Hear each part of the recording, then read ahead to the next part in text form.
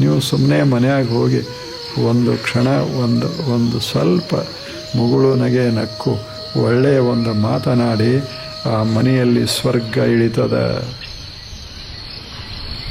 ನೀವು ಊಟಕ್ಕೆ ಕೂತಿರ್ತೀರಿ, ಅವರು ನೀಡ್ತಾರೆ, ಏನು ಎಷ್ಟು ರುಚಿ ಅದ ಅಂದರೆ ಅವರಿಗೆ ಆಯಾಸನೇ ಹೋಗಿ ಬಿಡ್ತದ. ದನ ತಿನ್ನಕ್ಕಿಲ್ಲ ಅಂತ ಅಂದರೆ ನೀನು ಅದೇ ಅದಿ ಅಂತಾರ ಅವರು. ಹೌದಲ್ಲ ಹೇಳಿ? ಹೆಂಗ ಭಾಷೆ ಮನೆಯನ್ನು ಸ್ವರ್ಗ ಮಾಡ್ತದೆ, ಮನೆಯನ್ನು ನರಕ ಮಾಡ್ತದೆ.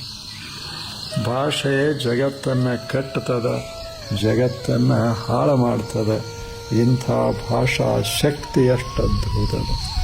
ಆದ್ದರಿಂದ ನಾವು ತಿಳಿದು ಮಾತಾಡಬೇಕು. ಏನೇ ಮಾತನಾಡಿದರೆ ಅದನ್ನು ತಿಳಿದು ವಿಚಾರ ಮಾಡಿ ಮಾತನಾಡಬೇಕು.